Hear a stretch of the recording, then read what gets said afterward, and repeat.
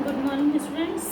और आज हम लोग थोड़ा सा ग्रामर से अलग हटकर लिटरेचर की तरफ आते हैं।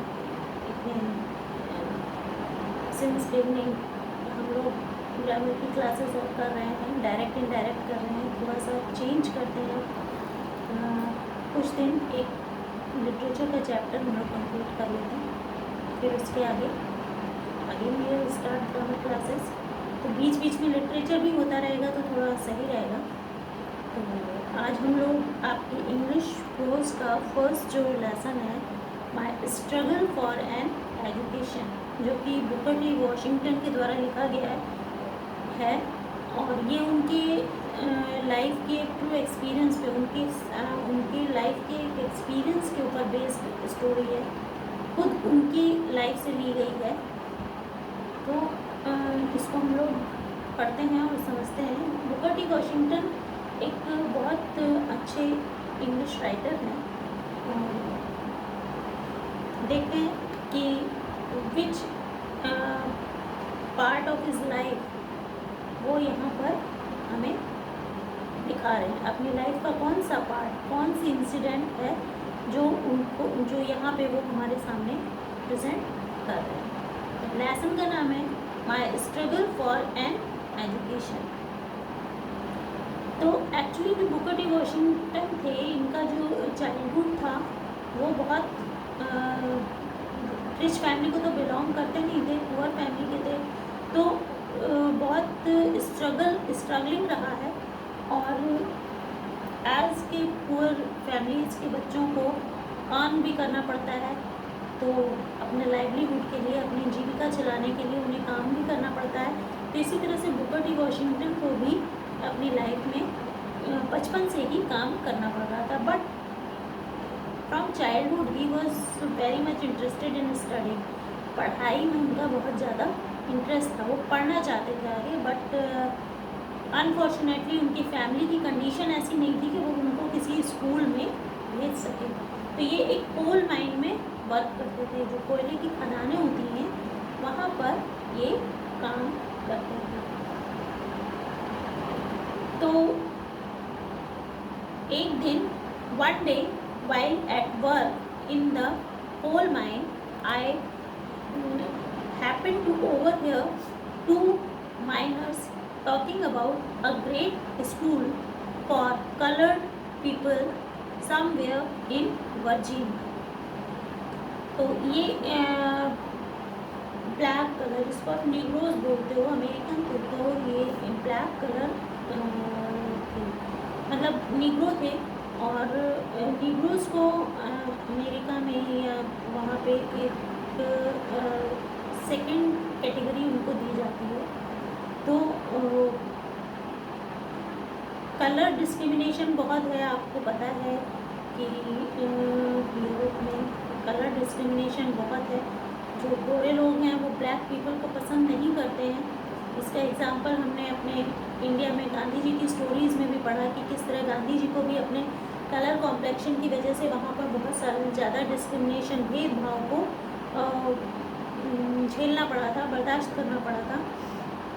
तो ये भी एक ब्लैक बॉय है, एक नीग्रो है, और किस तरह से इसको भी वहाँ पे, मतलब कलर्ड पीपल के लिए वहाँ पे कोई भी ऐसा अच्छा स्कूल नहीं था। मतलब उनके डेवलपमेंट के लिए वहाँ पे कोई भी अच्छा स्कूल क्या, कोई भी इस तरह का स्कूल वहाँ पर नहीं था जहाँ पे ये ब्लैक कलर्ड पीपल जो हैं वो जाएं और अपने जो एजुकेशन को पा सकें। तो एक दिन ये कोयले की खदान पे काम कर रहा था। I happen to overhear two miners. Miners मतलब खदान में काम करने वाले दो कर्मचारियों को इसने बातें करते हुए सुना। ओवरहियर मतलब दूर से ही सुना, उनकी बातों में शामिल नहीं था। वो लोग बात कर रहे थे और इन्होंने उनकी बातों को सुना। Talking about a great school for coloured people somewhere in Virginia. और वो बात क्या कर रहे थे कि वर्जीनिया में कहीं पे एक बहुत बड़ा स्कूल है जो कलर्ड पीपल के लिए, मतलब उन जैसे ब्लैक पीपल के लिए वो स्कूल है।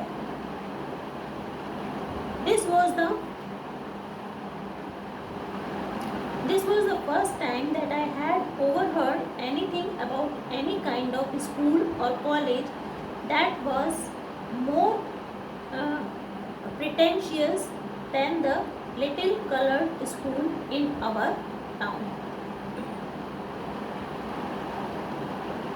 तो कह रहे कि ये पहली बार था कि जब मैंने ये सुना कि हम ब्लैक पीपल के लिए भी एक कोई बहुत बड़ा सा स्कूल या कॉलेज है जो कि हमारे गांव के उस छोटे से कॉलेज से बहुत कहीं बड़ा स्कूल है।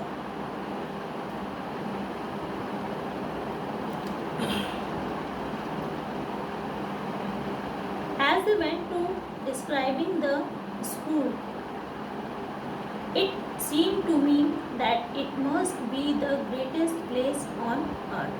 And as well as they were describing, जिस तरह से वो उस स्कूल को डिस्क्राइब कर रहे थे आपस में बात करते हुए, it seems for the writer को ऐसा लगा कि जैसे as if it is the greatest place on the earth. No other place can be as big, as great, as precious for him as that school. कोई और जगह, कोई और स्थान उसके लिए इतना वैल्यूएबल नहीं हो सकता, इतना ग्रेट नहीं हो सकता जितना कि वो स्कूल था। Now even heaven presented more attractions for me at that time that did the Hampton Normal and Agricultural Institute in Virginia. मतलब उसको वो स्थान इतना अच्छा लगा, उस स्थान के बारे में सुन के वो इतना खुश हो गया that even heaven was nothing in front of that school. What was the name of that school? The Hampton Norman and Agricultural Institute. उस कॉलेज का नाम था The Hampton Norman and Agricultural Institute. तो that school was greater than heaven for him at that time. उसके लिए वो school haven से भी, स्वर्ग से भी बढ़कर था। About which these men were talking, जिसके बारे में ये लोग बात कर रहे थे। I resolved at once to go to that school, although I had no idea where it was, how many miles away, or how I was going to reach it. I was on fire constantly with one ambition, and that was to go to Hampton. This thought was with me day and night. Now he was so much tempted, he was so much क्या कह सकते हैं उसको, इतना उस school के बारे में सुन के वो प्रभावित हो गया था, इतना मतलब उसके लिए उसके मन में इतना लालच आ गया था उस स्कूल के बारे में सुन के, because he was very anxious to go to some big school. किसी बड़े स्कूल में, कस्बे के उस छोटे से स्कूल में तो वो पढ़ चुका और वहाँ पे वो पढ़ना नहीं चाहता था, वो अपनी एजुकेशन अच्छे से पढ़ना चाहता था और किसी बड़े इंस्टीट्यूट में जाकर पढ़ना चाहता था। तो जब उसने he heard about that school, उसने उस स्कूल के बारे में सुना, ही वॉज वेरी मच एंशियस, बहुत उत्सुक था कि वो उस स्कूल में जाए, एडमिशन ले और वहाँ पर पढ़ाई करे। But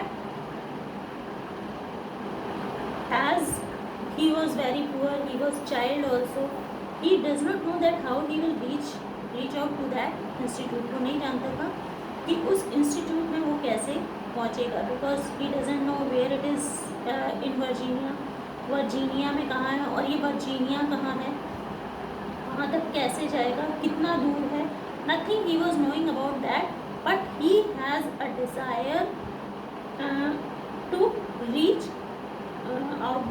out that institute. उस इंस्टीट्यूट तक वो किसी भी तरीके से पहुँचना चाहता था और दिन रात he was thinking about that institute or how he can get admission in that institute. In the fall of 1872, 1872 की बिगनिंग में, I determined to make an effort to get there.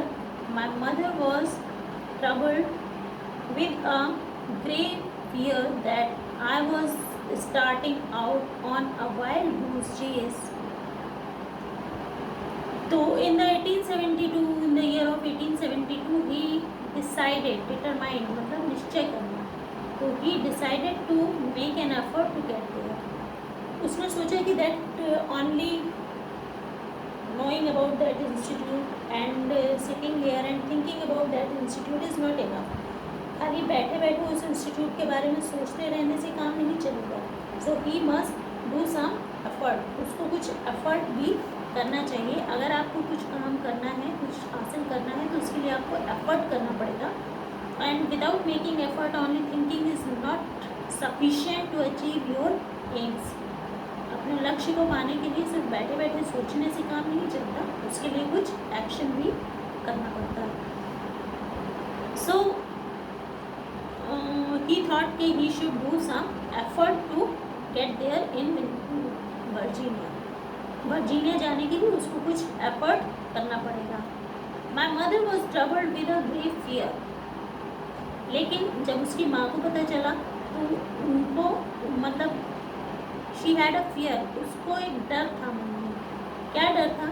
That I was starting on a wild goose chase.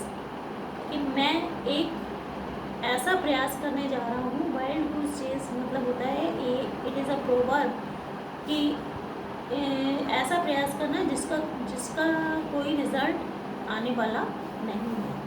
तो उसकी माँ को ये डर था कि शायद मैं एक ऐसे ऐसे लक्ष्य की प्राप्ति का प्रयत्न करने जा रहा हूँ कि शायद जिसका कोई भी लक्ष्य, जिसका कोई भी रिज़ल्ट नहीं आने वाला. It means it will all go in when. ये सब व्यर्थ, मेरा एफर्ट चला जाएगा.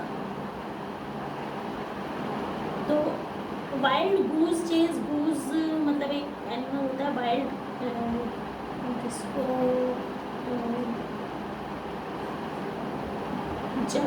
जैसे जंगली हिरन को पकड़ने के लिए आप दौड़ते हो, तो आप दौड़ते रहते हो, वो आपको प्राप्त नहीं होता. इसी तरह से ये भी एक ऐसा एम था उसकी मदर के पॉइंट ऑफ व्यू से कि जिसके पीछे वो दौड़ता रहेगा लेकिन वो उसको कभी मिलने वाला नहीं. At any rate I get only a half hearted consent from her. और इस तरह से उसको अपनी माँ से इजाज़त तो मिली वर्जीनिया जाने के लिए, बट ओनली हाफ हार्टेड मतलब पूरे मन से उन्होंने नहीं लिया, सिर्फ उसकी खुशी के लिए कि हाँ that the writer wants to go there. His mother gave him his permission to go there. इसकी माँ ने उसको परमिशन दी वहाँ जाने के लिए, but she was not completely agreed with his son. अपने बेटे से वो पूरी तरह से सहमत नहीं थी कि वो वहाँ जाए. I had very little money with which to buy clothes and pay my traveling expenses. My brother John helped me all that he could, but of course that was not a great deal.